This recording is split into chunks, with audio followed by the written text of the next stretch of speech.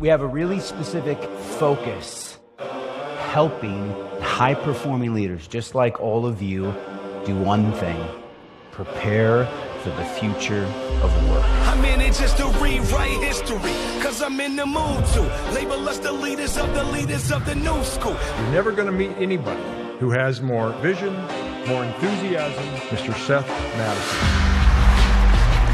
Victorious. Let's go, let's get into this. Let's go. Let's go. What are the timeless leadership skills and competencies that are going to be most relevant, that I can count on, that will always be important? Barriers to entry have never been lower for entrepreneurs and individuals to contribute, to communicate, to have a say. A future maker is an individual who looks at the infinite possibilities of potential paths forward into the future and clearly identifies this is the path forward. They were doing it to create an elevated experience for the talent, for the people inside the practice and the business, so that they could attract great talent, so they could keep great talent, and so that ultimately they could create a competitive advantage in the marketplace by delivering a better experience to their clients.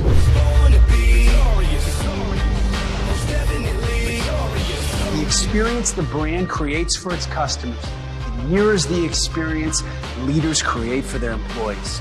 Leadership is about influence and how power gets used. And is it tightly held, or is it distributed and allowed to flow so that you can ignite people in a culture around a movement? Fight to give that to your people. Fight to provide that for this community.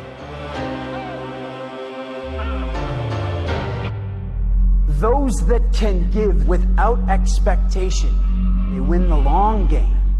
And that's the only way we start to shift this ecosystem out of a mindset of scarcity and into a mindset of what? Abundance. It's not about liking people, you have to love people. Some of you are thinking, dude, I don't even really love my family that much. You're asking me to love my staff? I know you're thinking this. Yes, love. I was made for this. I'm telling you today, you can't be a leader unless you love people. This is a defining moment of change for you. So then the question arises, how do I transform into the next version of myself to lead us through this defining moment? Did I do one thing today to progress forward? How do I change fast enough? What are the new skills and competencies I have to be learning to stay relevant to this? We shape the future with our intention, our beliefs, and our mindsets.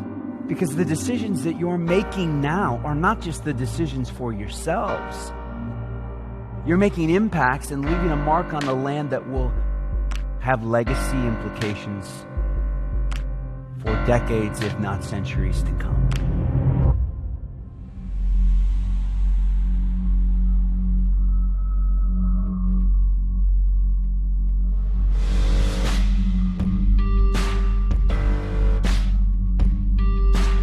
Three things that the best of the best do. All right. Are you with me? We're going to cover these three. So the first, future making imperative. Authenticity, authentic, unfortunately, is a word that's gotten used so much it's freaking meaningless today. How many of you would agree with that? Like if you hear one more person saying, oh, you got to be authentic, we just roll our eyes. But is authenticity important? Absolutely it is. But how do I get it to a place that people could actually buy into it and believe it? That's the question, and that is the word. Do you believe it? Do you believe? Do you believe? When leaders ask me, Seth, how do I get my people to care? How do I get my people to buy in and believe the vision? It's one of the most important lessons that I've had to learn in my work. You cannot make anyone believe anything. You can't. You can't make people care. I can't make you in this room right now care about what we're talking about. I can't make you believe. All we can do as leaders is communicate what we believe, right, with enough clarity and enough conviction that it gives other people an opportunity to stand up and say, what? I believe what you believe, brother. Or I aspire to believe what you believe. That's it. And instead of getting frustrated that, why can't, a lot of times we hear that about the younger generation. There's no fire, there's no passion, why don't they care? Every sentence that you start with that doesn't begin with I takes away your power. You start every sentence with, what do I have to do to convince others to believe in this? How do I articulate with more clarity and more passion and more conviction about this future state? That leads you to a place of authenticity. Number 2, differentiated. How does my value proposition differ from the competition? Again, go to their websites. See if they even are communicating a value proposition to the marketplace. Pick them up. Call in. See if you can get a sales professional or a customer service person to articulate a value proposition to you and see how different, if it is at all, from your own. How do we differentiate it? And third and finally is compelling. Compelling, it simply means we move someone to take action.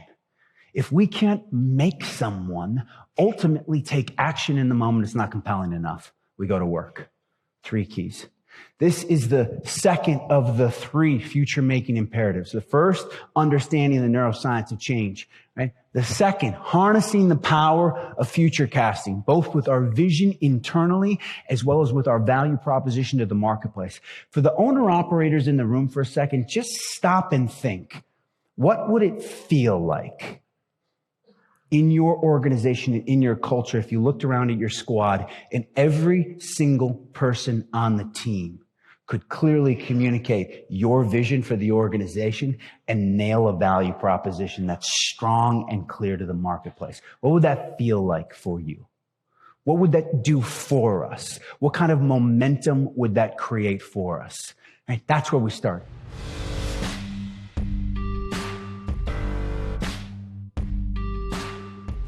Where I want to take you is to shift just from thinking about customer experience into employee experience. And own that as leaders. The idea of employee experience cannot just be a conversation that happens in HR circles or people that are heading up talent and people. Experience has to be owned by leaders. Because the experiences that we're looking for in our personal lives are influencing our professional lives. 2 things have happened that influence us as leaders in the last 18 years. Number 1, our appetite and our willingness to pay a premium for a better experience has only continued to elevate. You think about what you're willing to pay a premium for today for a better experience. Give me an example. What's something you'll pay a premium for a better experience? Daycare, great example. What else? A flight, better seat, upgrade.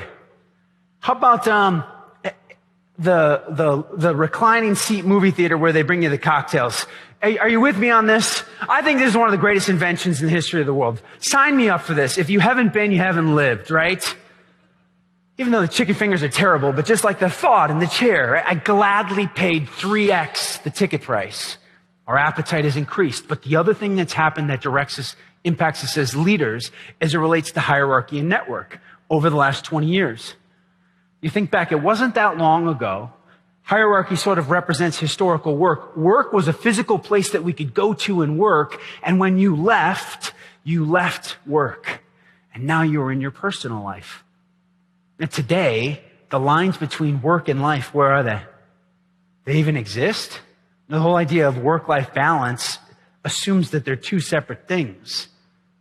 It's all one. For most of us, what's the very first thing you do in the morning when you wake up? You roll over and what do? You turn the alarm off on your phone. And what's the very next button you hit?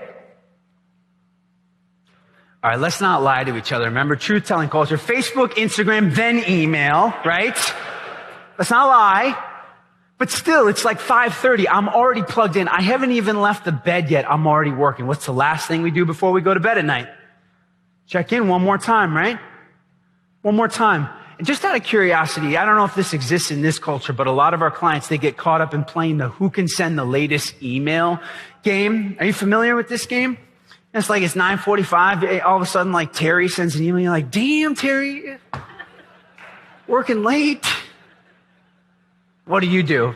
It's like 11:30 before you go to bed. You're like, boom, send one out right on top of her. Right?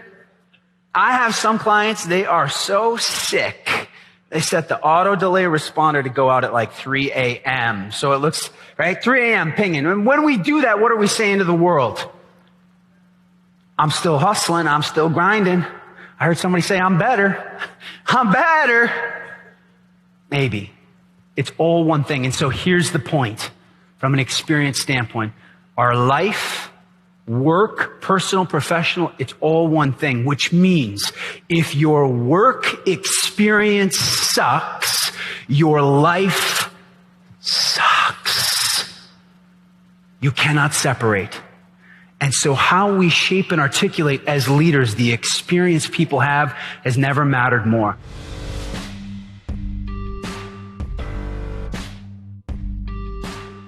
Why don't we?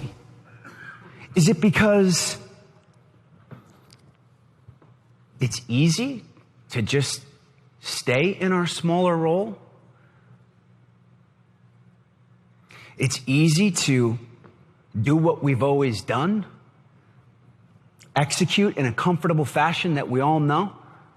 To do something new, to become this larger version of yourself requires what? Change and transformation. It requires, first and foremost, seeing ourselves in a different light. You're being called right now, if you're in this room, if you decided to come, you see there's empty seats in this room, right? Which means some of your colleagues made the decision and the choice not to come. You came. I don't exactly know why you decided I would show up this morning, but by default, you are choosing yourself to step into this role that we call and have defined a future maker. Now, what is a future maker? A future maker, as it says, is a person responsible for creating the future and inspiring others to do the same. We create the future. We are not bystanders. We are not on the sidelines. We are not victims. To challenge yourself to step into this larger, more expanded role. Who told you along the way that you should play small? Who told you along the way that all you had the capacity and capability to do was be a team player and an executor? You can be that. You can execute flawlessly while simultaneously challenging and creating the future. You can do both. But if you're going to do that, we've got to have some understanding, a higher order knowledge and perspective as to how the world of work and leadership is evolving and changing.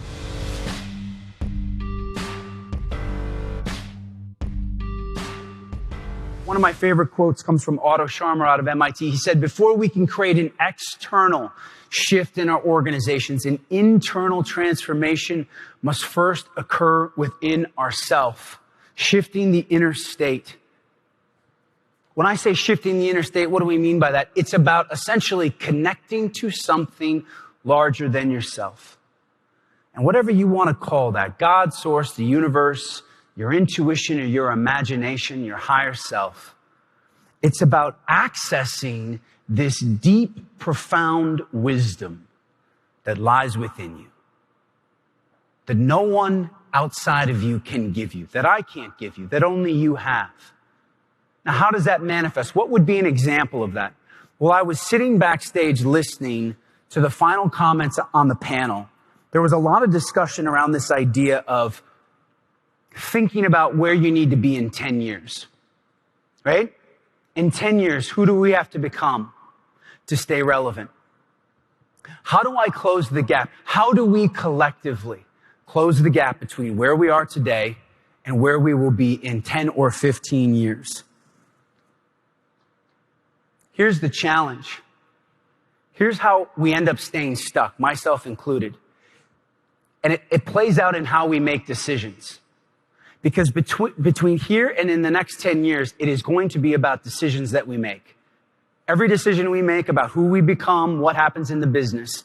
And we stay stuck because we keep making decisions based on who we are today or who we have been yesterday. And when we keep making decisions based on who we are today, it prevents us from being able to grow into the future. So this idea of how do we future pace our current decision making Right? How do I start to become that version of myself now? How do I close the gap? And we can future pace our current self by asking a very simple question. What would the future version of myself choose in this situation? What would the future version of myself choose in this situation? Right? We have to start operating as that 10 and 15-year older version of ourselves right now.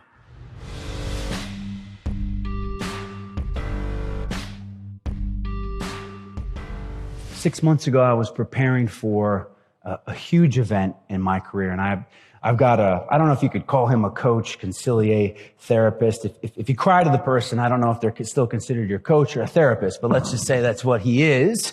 And I only had 15 minutes with this room full of leaders, and he said, what's the one thing you want them to take away from that time with you? And I said, bottom line, if they only leave with one thing, I just want them to remember who they are. And he said to me without pause, he said, great, that's beautiful, Seth. Who are you? And I said, shit.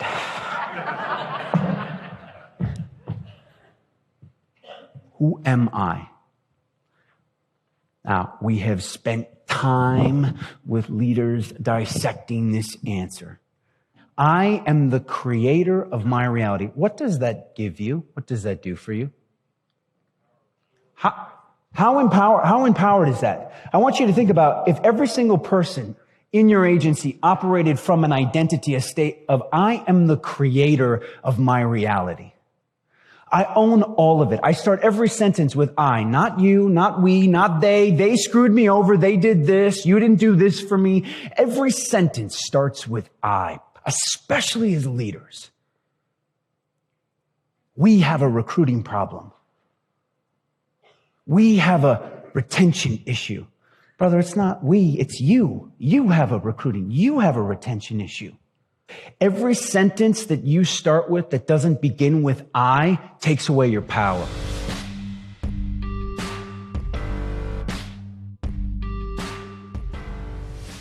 Here's what I took away from this work. What I discovered, because it made me really evaluate my own values for our organization. I felt pretty good about it. Is that for most of the organizations I interact with, and if I'm truthful with myself, it was true for mine, our values have become so sanitized, they have lost their soul. They're meaningless. They're empty words. Do you know how many companies I work with that have the values of integrity, honesty, hard work, execution? Wow. Integrity just moves my soul. It makes me want to drop everything and come across town to work for you. You believe in integrity. I've had to totally reevaluate my own values to say, do they speak truth to move people? Now, I'm not telling you to blow up your values. All I'm telling you is to look at it and say, does it speak in a way that stirs the soul? I have an opportunity there. Experience is the frontier. And when I looked at the top performing brokers we interacted with, what did they have for a value that was universal across the board? Was this word. Abundance kept showing up. And do you know why it was abundance? Because those who understood that the future was team-based, that it was about the collective, that it was a supportive environment. It wasn't a dog-eat-dog world, that it was an agency, a brokerage that supported one another. You cannot create an environment of support if people don't operate from a mindset of abundance. How do you create an environment where agents are willing to help each other, willing to pour into each other? Is they have to believe in their soul that there is more than enough to go around. That by me helping you doesn't take anything away from me. I'm going to get mine. I'm going to be able to take care of my family. How does abundance manifest for you in your organization? It has to start with yourself. If you operate from a state of scarcity, it will bleed into the rest of your organization.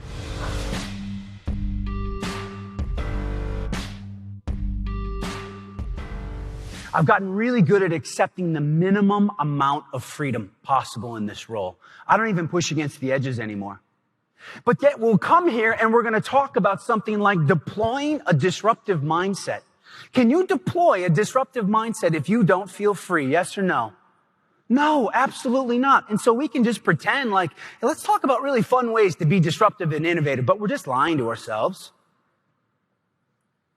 I mean, we really are. If I don't feel personally free, and if I don't feel free, and please let this sink in. Gang, if you don't feel free as leaders, how in the world are you going to make your people feel free? Freedom is one of the most deeply held desires we have as human beings. We want to expand and grow.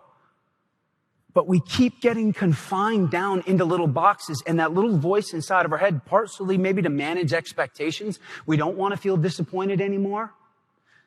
It starts to become our new reality. It's like if someone asks you, how much joy would you like to have in your life? How much love, how much goodness would you like to have in your life? What should our answer be? All of it, a lot. That's a good answer, a lot, right? Like, I want all of it. Give me all the joy. Give me all the goodness. But we sort of pause and we say, well, you know what? I don't know because I've gotten really good at accepting the minimum amount of joy. The minimum amount of like a happiness and goodness. I've learned how to survive on that. Simple, powerful question to take back to your people. Right? We want to look for all of these really complex techniques and strategies for how to attract the next great generation of workers. And again, not just youth. Tell me all of the different tactics. How about just start with this?